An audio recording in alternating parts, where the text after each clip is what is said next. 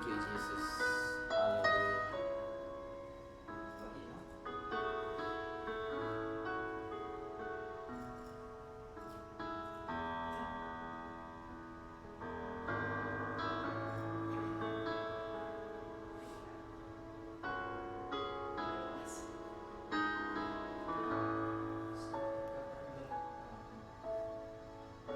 Puji Tuhan, haleluya. Shalom Bapak Ibu yang terkasih di dalam Kristus.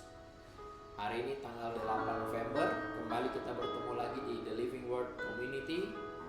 Saya percaya saudara semua dimanapun berada, dalam keadaan yang baik, sehat, diberkati, amin, dan hidup dalam segala kelimpahan, amin. Puji Tuhan. Hari ini adalah hari yang luar biasa. Kita mau mengucap syukur, memuji Tuhan, dan sebentar juga akan ada firman Tuhan yang akan disampaikan. Saudara boleh nanti bersama-sama memuji, memuliakan nama Tuhan, menyembah Tuhan. Mari sebelumnya kita akan masuk dalam doa. Bapa, kami bersyukur kepada Engkau Tuhan. Terima kasih untuk segala kebaikan-Mu yang sudah kami terima Tuhan. Kami percaya kami dalam keadaan yang sehat, dalam keadaan kebaikan dan demi kebaikan dan kebaikan-Mu yang Engkau limpahkan dalam hidup kami. Terima kasih Bapa. Hari ini kami mau beribadah, memuji dan memuliakan nama-Mu ya Tuhan. Dan kami terlebih kami ingin mendengar kebenaran firman-Mu itu. Biarlah firman-Mu itu ya Tuhan tertanam di dalam hati kami dan bertumbuh dan berbuah-buah menjadi hormat dan kemuliaan bagi nama-Mu saja ya Bapa. Terima kasih ya Tuhan Yesus Kristus. Terima kasih ya Bapa. Kami siap memuliakan, membesarkan nama-Mu di dalam nama Tuhan Yesus Kristus. Haleluya. Amin.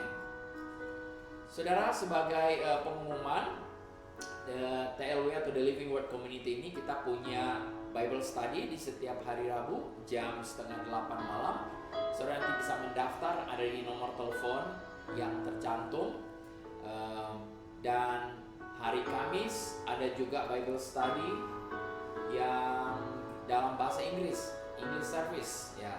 Kemudian hari Sabtu ada Discipleship Evangelism jam 8 malam. Semua sama, jam 7:30 malam, ya. Ya, mari saudara join. Dan seperti biasa kita hari Minggu jam 11 dia siarkan langsung dari City Love Sudirman. Dan saya percaya saudara diberkati hari ini. Puji Tuhan. Mari kita memuji, menyembah Tuhan, memuliakan nama Tuhan. Terima kasih Bapak. Haleluya. Mari kita naikkan pujian kita kepada Tuhan. Kita bersyukur betapa Dia baik, Dia mengasihi kita semua. Haleluya. Kami mengasihi Engkau Tuhan. Kami tinggikan Engkau. Engkau layak dipuji, Engkau layak dimuliakan. Haleluya.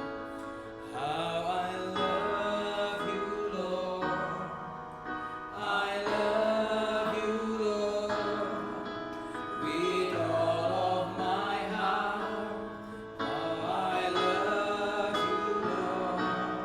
How I love you, Lord. I love you,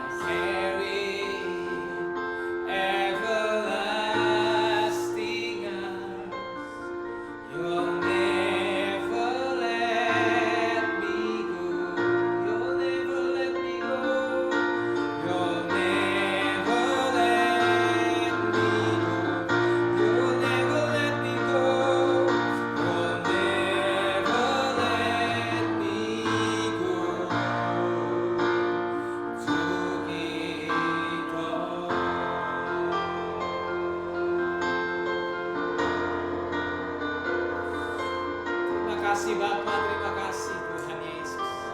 Kami bersyukur Engkau Allah yang setia. Engkau tidak pernah meninggalkan kami sendiri Bapa. Itu janji-Mu. Engkau ada di dalam kami, Engkau hidup di dalam kami Tuhan. Terima kasih. Itu sebabnya kami bersyukur hari ini Bapa. Kami kembali mau belajar kebenaran-Mu Tuhan, yang adalah pribadi-Mu Tuhan, yang selalu ada di dalam kami Bapa. Kami rindu Tuhan lewat kebenaran-Mu, kami dibukakan, diterangi lebih lagi Tuhan, tentang siapa kami dalam Kristus, apa yang kami miliki, apa yang kami mau lakukan bersama dengan Engkau. Terima kasih Bapa, kami bersyukur, kami terima kebenaran-Mu saat ini, dalam nama Yesus. Haleluya. Amin. Puji Tuhan, mari saudara kita sambut kebenaran firman Tuhan. Haleluya. Ya, hari ini saya kembali akan sharing kepada kita sekalian, The Living Word Community. Kami percaya semua kita ada dalam keadaan baik seperti kami yang ada di sini. Semua ada dalam keadaan sukacita dari Tuhan karena perlindungan dan pertolongan Tuhan sempurna kepada kita semua. Haleluya. Saudara, kita punya tema tahunan ya untuk The Living Word, yaitu mengenai dipimpin oleh Roh Kudus. Dan di bulan ini, dari bulan lalu, Oktober, November, kita sedang belajar tentang identitas kita di dalam Kristus. Karena dengan mengetahui identitas, maka kita akan bisa berada di dalam pimpinan Roh Kudus. Karena kalau kita tidak tahu siapa kita, maka otomatis saudara, pengetahuan, pengertian mengenai Roh Kudus hanya menjadi pengetahuan, hanya menjadi informasi saja. Tetapi ketika kita mengetahui identitas kita, maka kita akan memahami betapa pentingnya kita dipimpin oleh Roh Kudus. Nah, salah satu saudara yang dilakukan oleh Roh Kudus dalam kehidupan kita yang amat sangat penting, yaitu bagaimana kita hidup sama seperti Yesus hidup. Nah, pada beberapa waktu yang lalu, di minggu kedua, ya kalau tidak salah saya menyampaikan mengenai identitas kita di dalam Yesus. Nah, identitas kita di dalam Yesus harus senada atau seirama dengan kehidupan Yesus. Karena kita tidak punya identitas dari ayah kita secara lahiriah, tetapi waktu kita percaya kepada Yesus, Yesuslah atau Bapa di sorgalah yang kini menjadi identitas kita.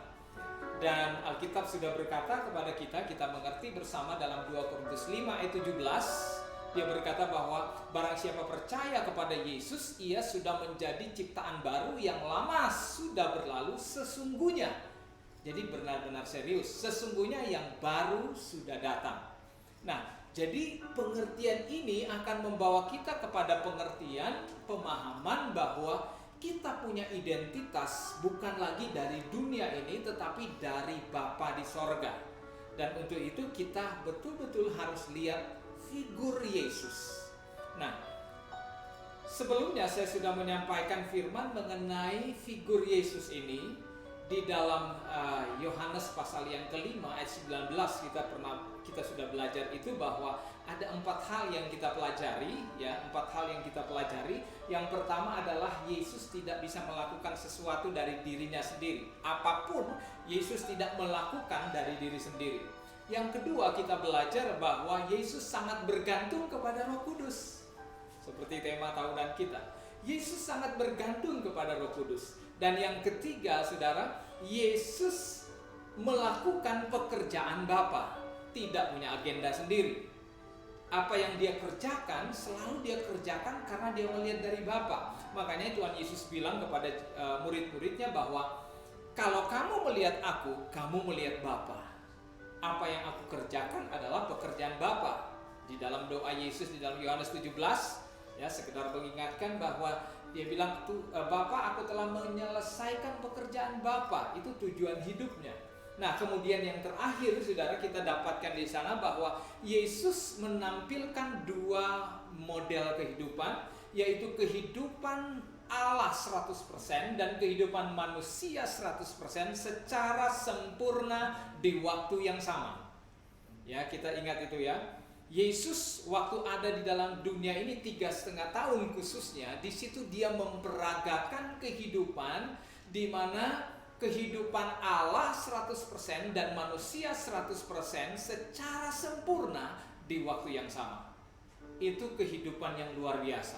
Yesus benar-benar menjalani kehidupan sebagai manusia 100% seperti yang diinginkan Bapa waktu menciptakan manusia, Adam dan Hawa khususnya.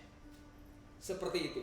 Nah, dan hari ini saudara, kita akan melihat ternyata Yesus melakukan sesuatu waktu ada di dalam dunia ini, dalam pelayanannya. Semua dilakukan untuk memperagakan kehidupan yang harusnya kita miliki, yang harusnya kita hidupi.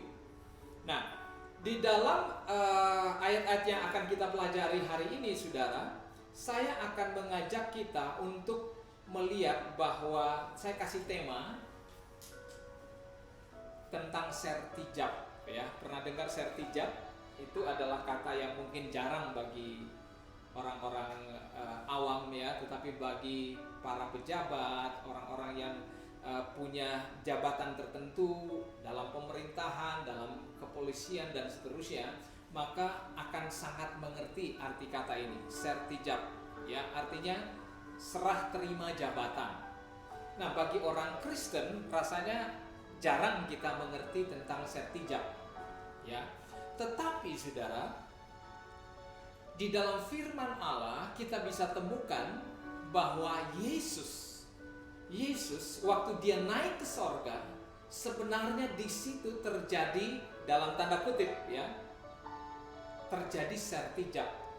Yesus memberikan jabatan yang selama ini diembannya waktu Yesus melayani, diberikan kepada murid-murid. Nah, dalam gambar ilustrasi saudara yang dikirim lewat media sosial kemarin dari TLW, saya mengambil gambar Elia dan Elisa. Nah, kita tidak bahas itu secara spesifik, tapi saya ambilkan ilustrasi itu saja, gambarnya bagus sekali.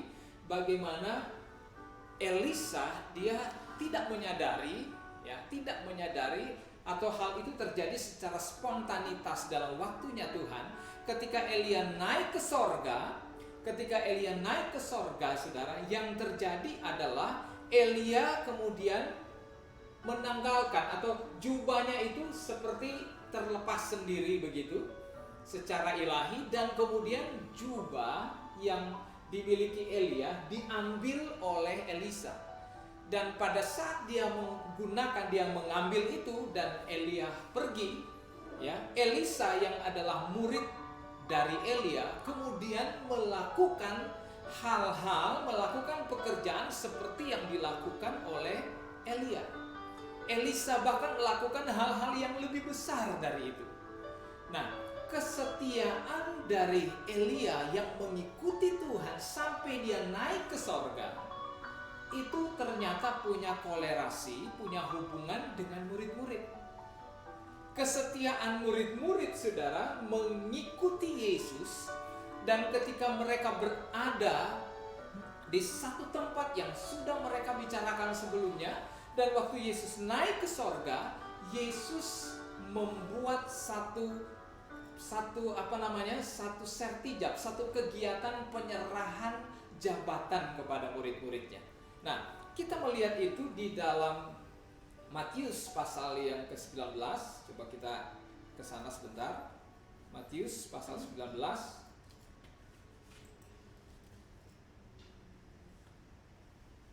Dia berkata begini di dalam Alkitab yang tampil di layar saudara. Dia katakan, tetapi kalian akan mendapat kuasa kalau Roh Allah sudah datang kepadamu, dan kalian akan menjadi saksi-saksi untukku di Yerusalem, di Yudea, di Samaria, dan sampai ke ujung bumi. Ini Kisah 1 ayat 8 ya. Ini penyerahan kuasa sebenarnya. Tapi di dalam coba tampilkan Matius pasal yang ke-19.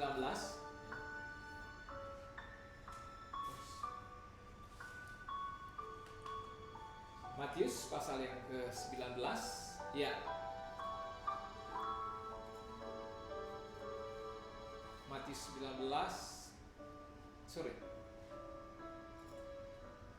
Matius 28.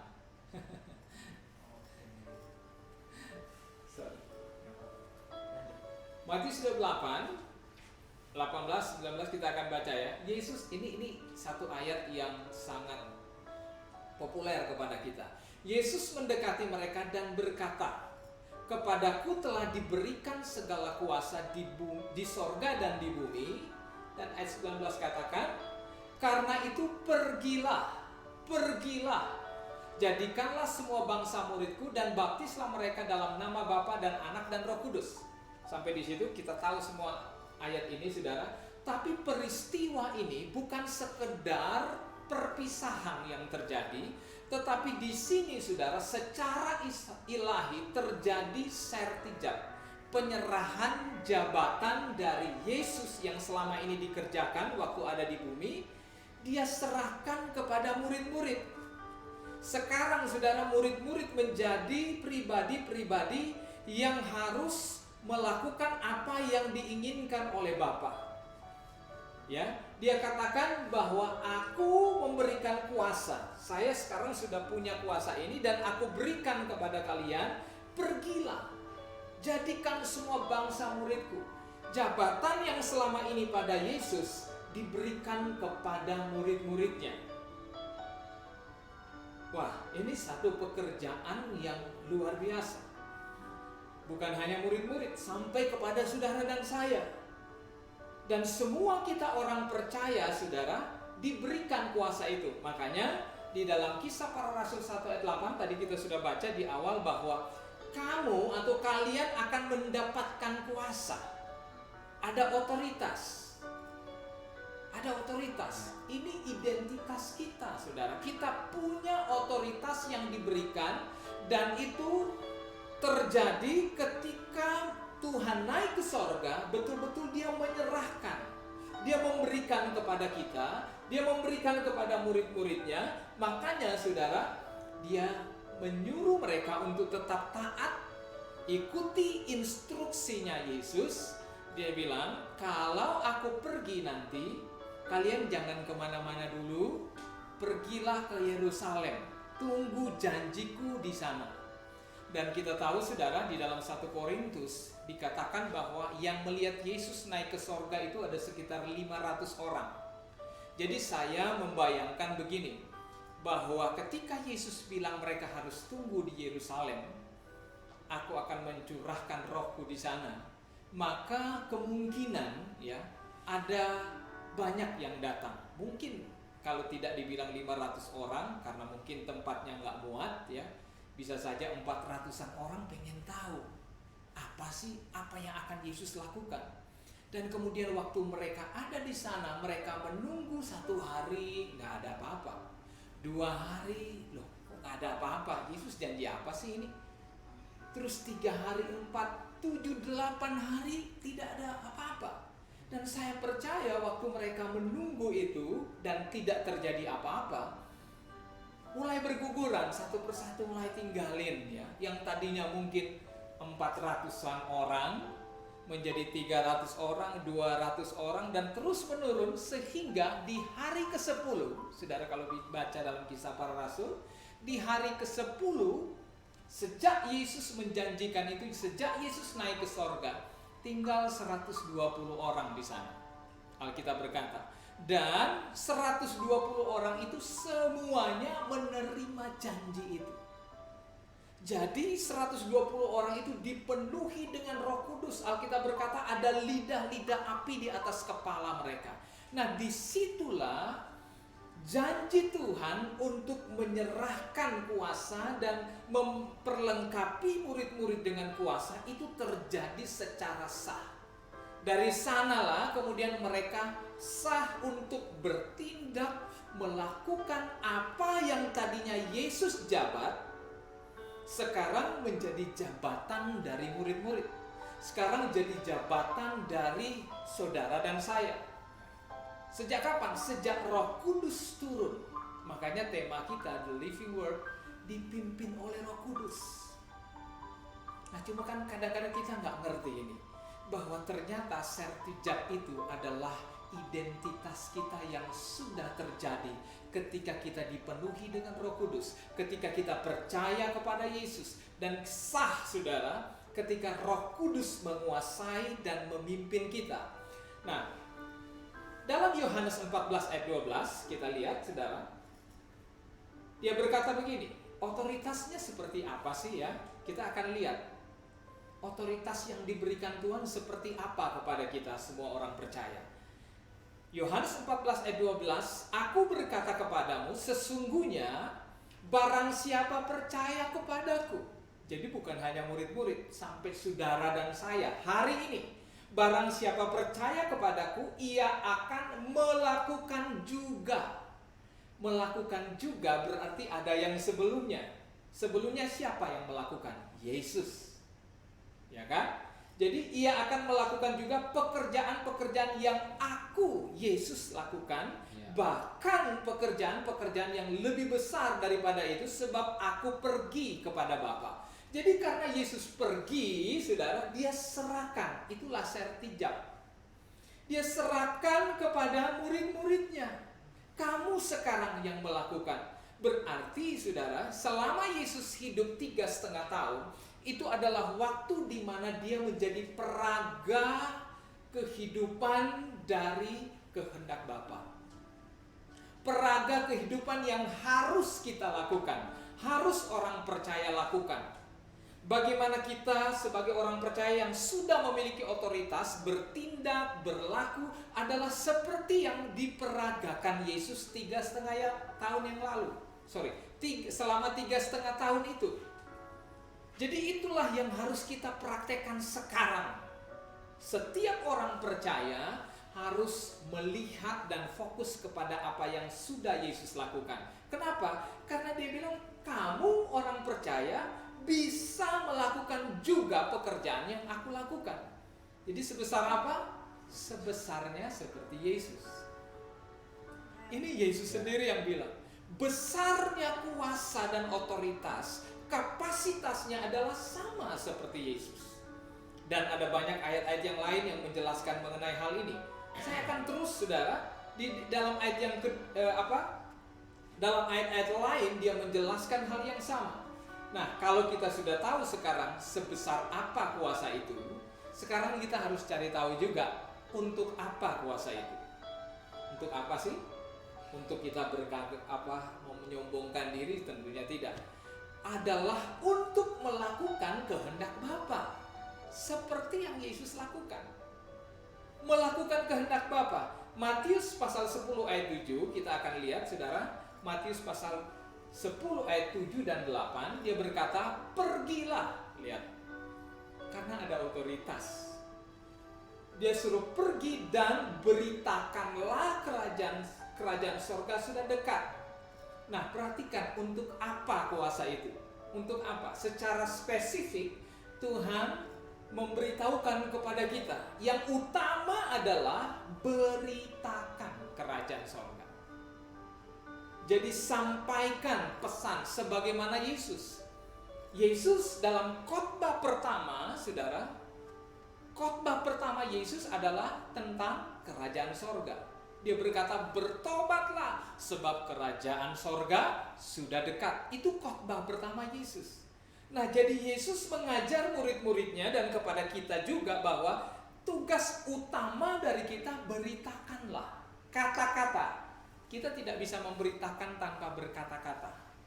Berita hanya terdengar ketika ada orang yang berkata tentang berita itu. Itu sebabnya penting sekali kita memberitakan firman Tuhan. Beritakan tentang kerajaan surga sudah dekat. Dan ada lagi yang lebih spesifik. Apa itu? Dikatakan bahwa yang pertama, sembuhkanlah orang sakit.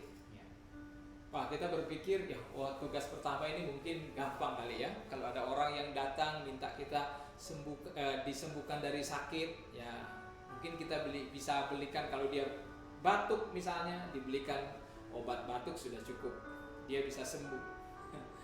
Kalau dia kekurangan gizi, kurang makan, kita bisa kasih makanan, dia bisa sembuh. Oh, mudah. Ini bagian pertama mungkin bisa. Tapi bagaimana selanjutnya? Di ayat yang sama dia berkata, bangkitkanlah orang mati. Coba kita berhenti sejenak, saudara. Apakah tugas ini kita bisa lakukan?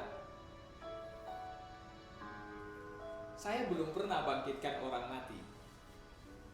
Tapi saya melihat ayah saya sebagai hamba Tuhan, ya, ada 2 orang mati yang dibangkitkan melalui doa dari orang tua saya.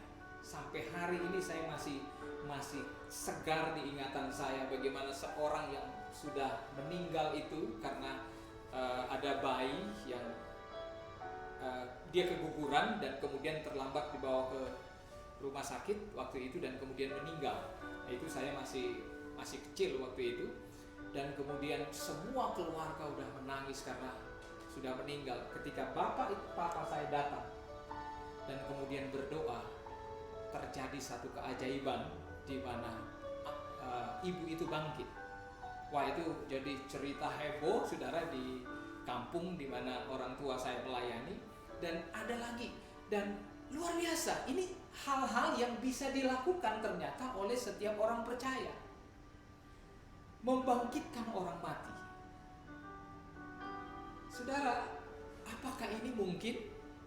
Kalau Yesus bisa, kita juga bisa. Kita juga bisa. Kita tinggal menanti bagaimana Roh Kudus menuntun kita kepada siapa, mayat yang mana, ya. Bukan berarti sekarang saya akan pergi ke kamar mayat dan kemudian saya mau bangkitkan. Bukan seperti itu. Kita ikuti apa yang Roh Kudus sampaikan kepada kita. Semua bergantung kepada Roh Kudus. Sama seperti Yesus. Sama seperti Yesus. Yesus waktu ada di dalam dunia ini, saudara, tidak semua orang mati, bahkan tidak semua orang sakit Yesus bangkitkan. Ingat ketika ada di kolam Bethesda, di situ ada kumpulan orang-orang sakit, saudara. Tempatnya orang sakit begitu banyak. Tapi yang Yesus sembuhkan cuma 1. Orang lumpuh, dia bilang, angkatlah tilammu dan berjalanlah. Kenapa begitu? Karena memang, saudara, otoritas yang ada pada kita itu adalah tujuannya kemuliaan Tuhan dan seperti yang diinstruksikan oleh Roh Kudus, bukan kemauan kita. Ya, betul-betul hanya oleh pimpinan Roh Kudus. Bangkitkan orang mati. Yang ketiga, tahirkan orang kusta. Kita tahu pada zaman itu, saudara, virus yang paling menakutkan bagi orang Israel adalah kusta, penyakit kusta. Ketika orang ditimpa oleh penyakit ini, maka dia diisolasi. Nah, sekarang kita lebih familiar mengenai isolasi mandiri karena COVID juga melakukan harus kita menghadapi dengan cara yang sama. Ya, saudara bisa bayangkan 14 hari, ya, kalau kita dengar aturan dari pemerintah sehubungan dengan COVID yang terjadi pada waktu orang kusta ini, saudara, bukan 14 hari, sepanjang dia sakit dia harus mengisolasi diri. Bayangkan, saudara, yang terpisah bukan hanya dia secara hubungannya secara sosial, tetapi fisiknya juga, saudara. Satu-satu jarinya bisa copot. Ya, sakit kusta itu merenggut secara fisik. Ya, jarinya bisa hilang satu lama kelamaan. Sudah bisa bayangkan, mukanya dan seterusnya bisa berkurang karena sakit penyakit ini. Tapi Tuhan bilang, tahirkanlah orang sakit. Luar biasa. Kita diberikan kuasa itu. Dan yang keempat, usirlah setan-setan. Itu di ayat yang ke-7 dan 8 kita sudah lihat. Usir setan-setan. 4 tugas ini, saudara, otoritas Allah yang ada pada kita mampu mengatasinya. Hari-hari ini apa yang kita hadapi, saudara, ingat, di dalam kita ada otoritas yang luar biasa. Menyembuhkan orang sakit, membangkitkan orang mati, tahirkan orang kusta, mengusir setan. Semua sudah ada pada kita. Makanya Tuhan bilang, kamu telah memperolehnya dengan cuma-cuma, karena itu berikanlah pula dengan cuma-cuma.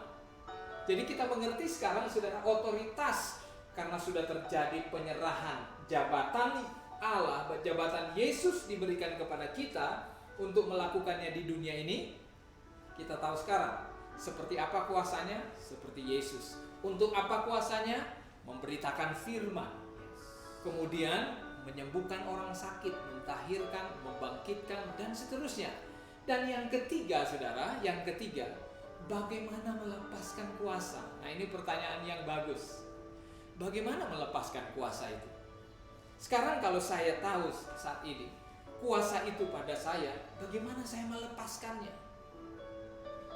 Ya, kita tahu semua dalam cerita film ya, misalnya kayak Superman, saudara ya. Kita tahu apa yang dia punya. Kalau kita nonton filmnya, saya juga termasuk suka, ada beberapa seri sekarang Spider-Man, ya. Cara dia melepaskan kuasanya adalah tangannya tuh, ya. Dia nggak tahu gimana ya yang benar, dibengkokkan begitu, ada posisi jarinya, kemudian akan keluar seperti jaring laba-laba itu yang membuat dia bisa bergelantungan dari gedung ke gedung. Kemudian dia bisa menjebak penjahat atau musuhnya. Dia cuma lepaskan begitu dan itu keluar power yang ada pada dia. Kemudian kalau dia tidak mengeluarkan itu, dia seperti pemuda biasa saja. Tapi ketika dia udah pakai jubah itu dan kemudian melepaskan sesuatu atau kekuatan dari dalam dirinya, maka itu akan membuat musuhnya, membuat apapun yang dia hadapi bisa ditaklukkan. Nah, dari film ini saya teringat ketika dia mulai belajar mengeluarkan kuasa. Karena ini penting, saudara. Bagaimana kita mengeluarkan kuasa atau otoritas yang ada pada kita. Si pemeran Spider-Man ini kemudian dia mulai ngomongin sesuatu ya. Apa gitu dia, go atau apa gitu. Di film seri pertamanya dia mulai belajar untuk mengeluarkannya, tapi nggak keluar.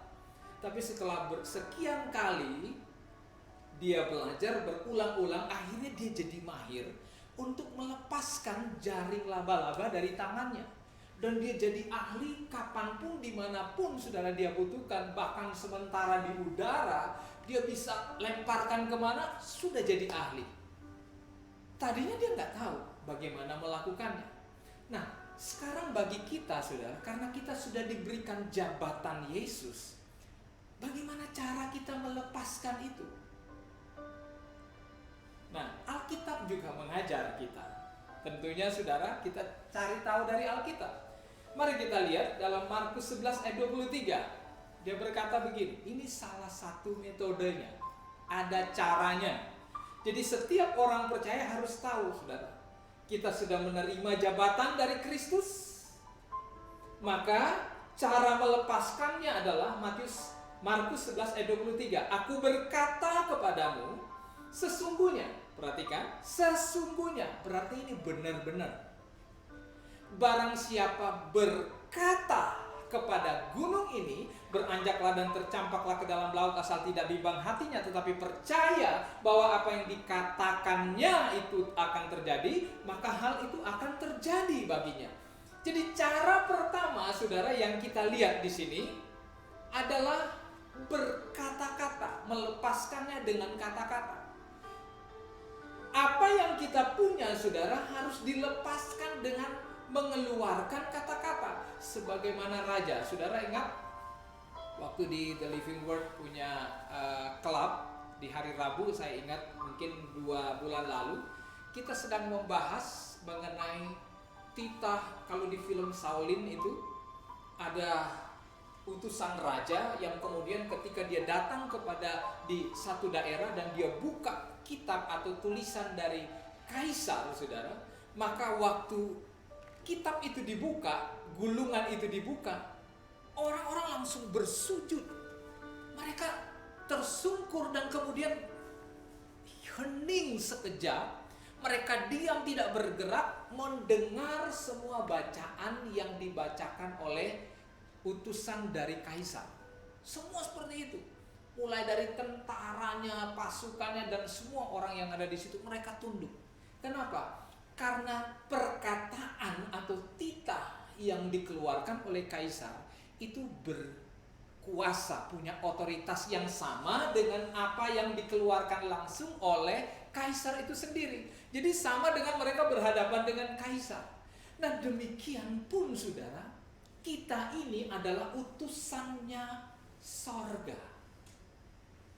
Jadi kita melepaskan apa yang ada pada kita dengan kata-kata kita. Ini salah satu. Nah, Matius pasal 8 ayat 16, kita lihat Yesus bagaimana dia hidup, saudara. Matius 8 ayat 16,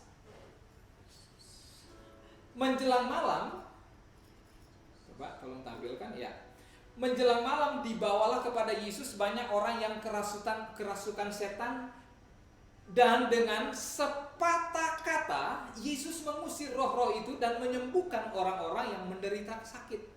Matius 8 ayat 16 ini menarik sekali, saudara. Yesus mengeluarkan otoritas atau kuasa dengan sepatah kata, dan semua roh setan yang ada merasuki orang banyak, kata Alkitab di sini, pergi, lari. Cuma dengan apa? Berkata, sepatah kata. Bahkan saudara, ternyata Musa juga diberikan hal yang sama. Coba kita tengok sebentar di Perjanjian Lama di dalam Bilangan 20 ayat 8. Bilangan 20 ayat 8 berkata begini. Ini tentang bagaimana melepaskan kuasa. Perhatikan, ambillah tongkatmu itu dan engkau dan Harun kakakmu harus menyuruh umatmu itu berkumpul. Katakanlah, perhatikan kalimat itu. Katakanlah di depan mata mereka kepada bukit batu itu supaya diberinya air. Demikianlah engkau akan mengeluarkan air dari bukit batu itu bagi mereka dan memberi minum umat itu serta ternaknya. Luar biasa.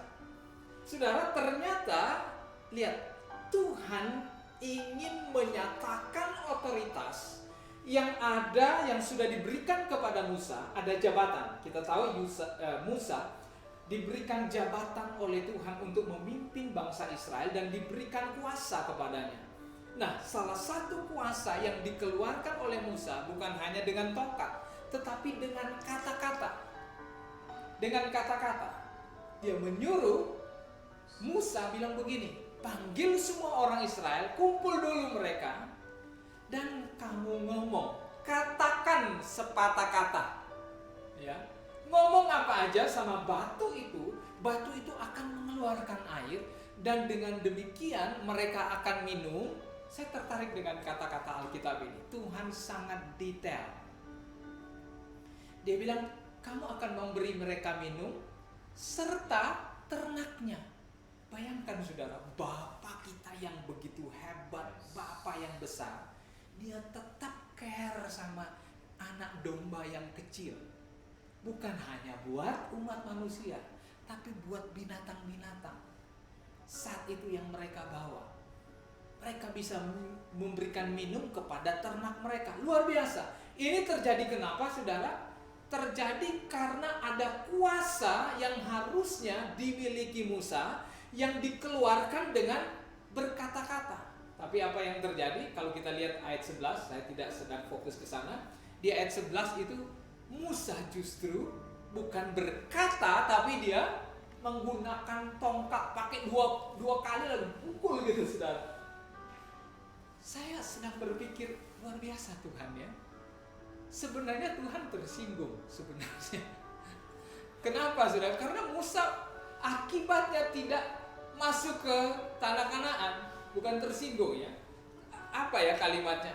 Karena akibatnya Musa tidak masuk ke tanah Kanaan. Musa tidak masuk ke tanah Kanaan karena apa? Melanggar kekudusan Allah, katanya. Wow. Karena Tuhan bilang, aku harusnya menyuruh kamu cuma berkata-kata, tapi kamu memukul tongkat itu. Ternyata saudara, penting sekali untuk kita menggunakan kuasa dan mentaati seperti yang Tuhan katakan kepada kita. Bukan maunya kita, ikuti seperti Tuhan Yesus bilang. Musa diminta untuk mengatakan, ada kuasa dari kata-kata Musa. Nah, demikian pun dengan kita. Satu contoh terakhir saudara, sebagai ayat terakhir, Matius 8 ayat 8. Matius 8 ayat 8 sebagai ayat terakhir tentang bagaimana kita melepaskan kuasa. Matius 8 ayat 8 berkata begini. Tetapi jawab perwira itu kepadanya, Tuan, aku tidak layak menerima aku tidak layak menerima Tuan di dalam rumahku. Katakan saja apa?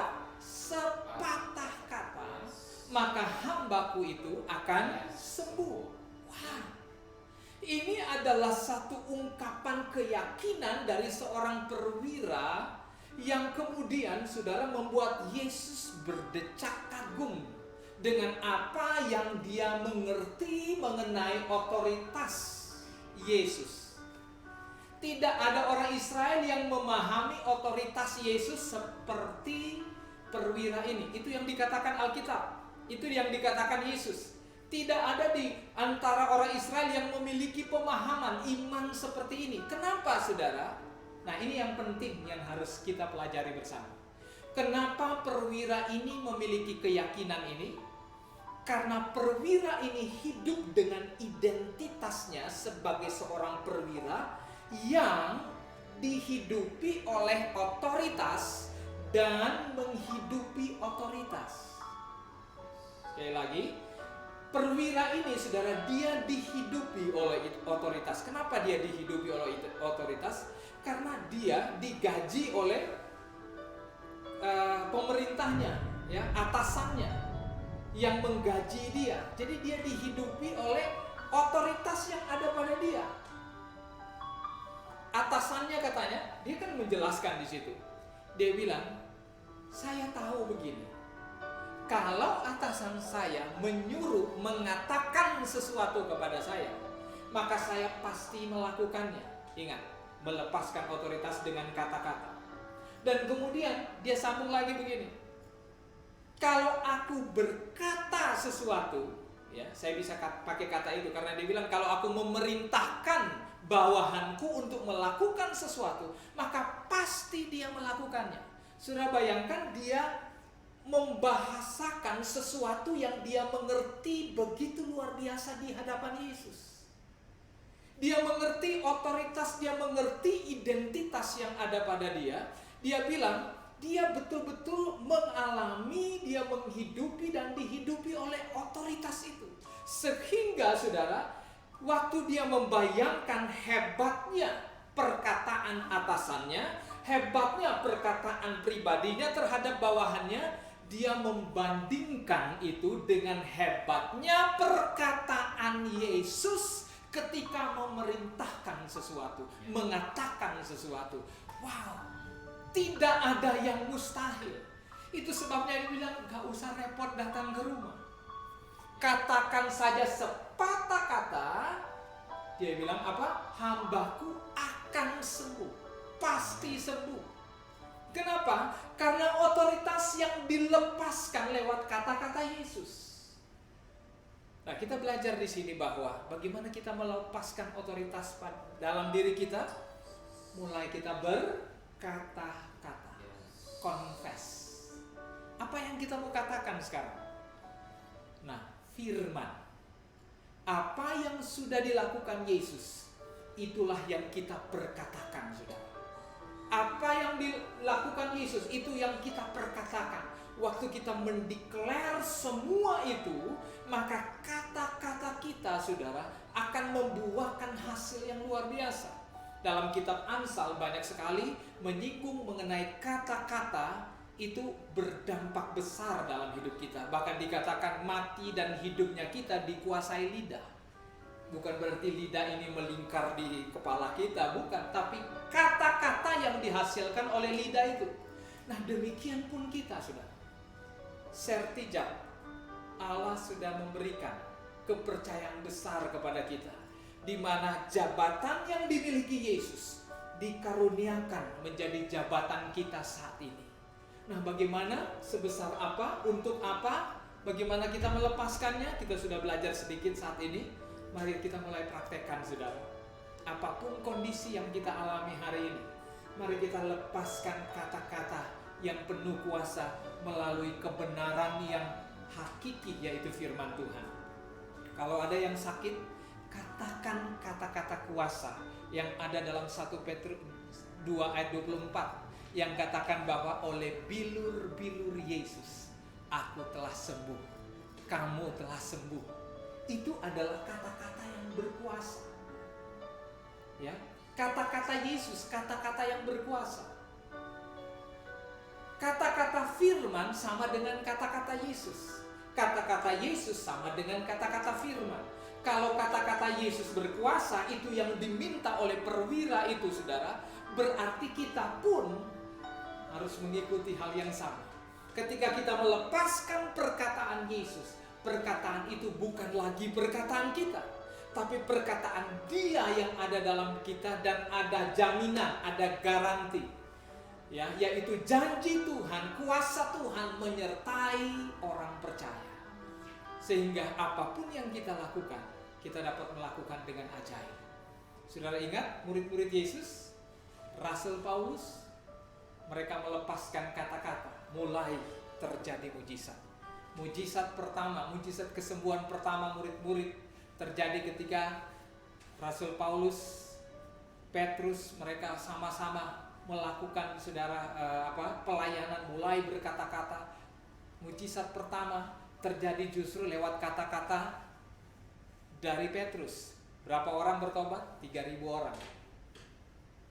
Alkitab, saudara, sangat mengistimewakan pertobatan seseorang. Sorga tidak bertempik sorak karena ada orang mati bangkit.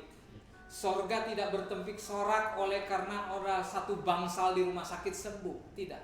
Sorga bertempik sorak, bertepuk tangan, bersukacita ketika satu orang bertobat percaya Yesus. Itu mujizat pertama yang dilakukan oleh murid-murid. Dan terjadinya lewat apa? Kata-kata, pemberitaan firman. Nah, itu sebabnya, saudara, betapa pentingnya, walaupun di The Living Word kita dalam komunitas yang mungkin relatif kecil, lingkup kita masih terbatas, tapi firman ini saya percaya, firman yang disampaikan dari tempat ini, dari The Living Word, akan benar-benar mengubah kehidupan setiap kita. Mari kita masuk dalam doa, saudara. Kita bersyukur atas kebenaran firman Tuhan. Apapun yang kita hadapi, kita lepaskan kuasa kata-kata firman yang Tuhan sudah berikan kepada kita. Haleluya, haleluya. Bapa dalam sorga, kami bersyukur hari ini. Kami menerima kembali Tuhan. Kami sudah diberikan, kami sudah mendapatkan serah terima jabatan daripada Yesus. Dan melalui Roh Kudus di dalam kami, Engkau memberikan kami kemampuan, kapasitas yang sama seperti Engkau, dan melakukan hal-hal yang ajaib.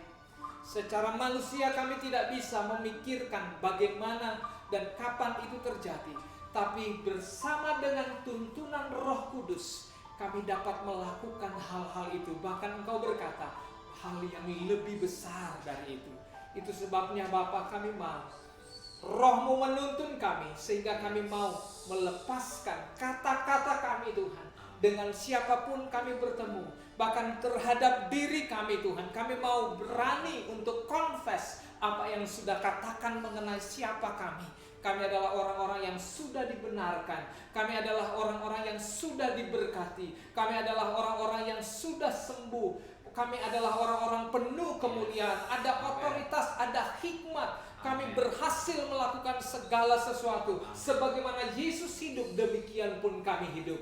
Terima kasih Bapa. Kami terima jabatan itu dan kami mau bertindak sebagaimana Engkau bertindak. Terima kasih Bapa. Bapa, kami bersyukur atas kasih setiamu. Saat ini Bapa, kami mau akhiri fellowship kami, Tuhan, The Living Word Community hari ini. Kami percaya Engkau telah memberkati semua kami.